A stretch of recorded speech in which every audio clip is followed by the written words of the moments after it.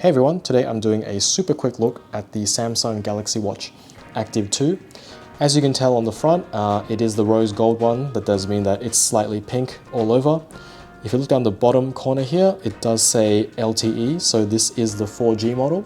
What that means is you'll be able to use this without the phone, so if you leave your phone at home, you'll still be able to get all your messages on this thing. It is the smaller 40mm version. That means that the battery is smaller, obviously the screen is smaller. So if you do want maximum battery life, the 44mm one does have a slightly bigger battery, so that's something to be aware of. Now, because it is the LTE model, that means the body of the watch is actually made of stainless steel, and the wrist straps that come in the box are the leather ones. If you get the Bluetooth one, then you get a aluminium body. If you look at it in the shop, you can see that the aluminium one, it's kind of like a brushed aluminium look, so it's not shiny, whereas the stainless steel one is kind of a polished, shiny metal. And the Bluetooth one comes with silicone wrist straps, so it's a fancy name for plastic, whereas the LTE one comes with the leather ones. So let's look at the back of the box. You'll see that there is a handy wrist strap size indicator here. So if you're not sure if the smaller one or the larger one will fit your wrists, you can use that as a guide. So you can put this, your wrist on top of that and maybe do a quick measurement. All right, so let's get this thing open and see what's inside. Now I'm guessing the watch is underneath here and the wrist strap is probably here. So I guess that tells you how to install the wrist straps. Okay, so here is the watch. It's wrapped in this kind of plasticky, it's kind of a soft material.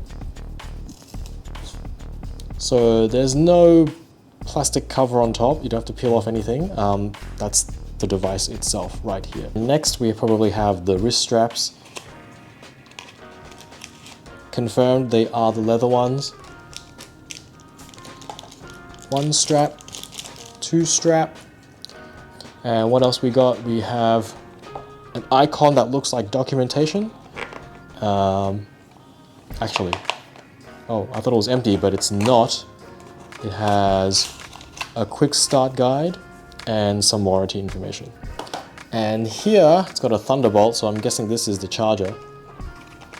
And the charger, okay, so it looks like it's some sort of magnetic charger. Yes, I can see it's actually holding onto this thing here. So I'm assuming you just plonk it on. It's held down magnetically, which is nice. All right, so I'm gonna put this watch together and see how we go. Okay, so I can see why Samsung gave you this little quick guide here. Because at first glance, you're not really sure whether this goes here or here. So with this guide, you know that you want the strap with the buckle on the top and you want the other one with the holes on the bottom. Okay, after struggling with this off camera for a while, I found out how to do it properly. Basically, you want to put one end into the side first, and once it's in, you want to use your nail and push this metal bit back. And once you've lined it up and let go, it's got a bit of a spring inside and it will just click straight in. So that's the top attached, and I'll try and do the same down here. And then that's it. Once it's lined up and you let go, it'll pop into the hole. So that's the watch assembled. Let's power this thing on and see what we can do.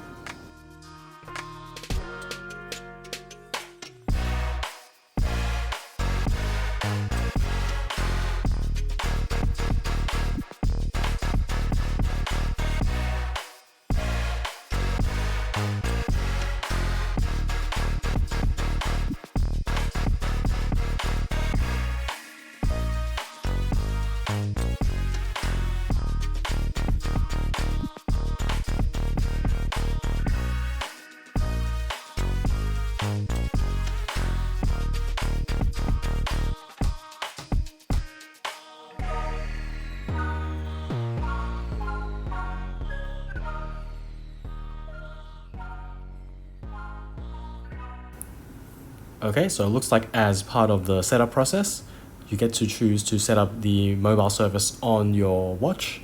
Now, what this is going to do is it's going to reuse your phone's phone number to your watch. Now, because this is an LTE model, this is an option. Now, because I'm with Telstra, it's offering me $5 per month additional to get this set up on my phone. So I'm gonna go ahead and do that. Okay, so the watch is now fully set up. Now, there's one thing I noticed.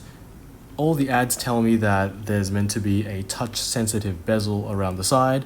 Now, out of the box, unfortunately, this doesn't work. I thought it was broken. It turns out that there is actually a touch bezel option inside the phone. So you have to actually go to the phone, go to the advanced settings on the app, and then enable touch bezel. Once that's enabled, the black rim or bezel around the watch becomes touch sensitive. So you can run your finger around the side and it will swipe between menus, scroll down lists. If you head back to the app drawer, you can use your finger around the side and it will scroll around the circle. It has a nice haptic feedback, so it actually feels quite nice in the hand. So looking on the outside, we have the speaker grill on one side. On the other side, we have the microphone hole. Next to the microphone hole, we have a circular home button. And then on top of that is an elongated back button. Now underneath the watch, there is a pressure release vent. On the top is an atmospheric pressure sensor. And on the bottom is, of course, the heart rate sensor. So that's it for this quick look at the Samsung Galaxy Watch Active 2. I hope this was useful, and thanks for watching.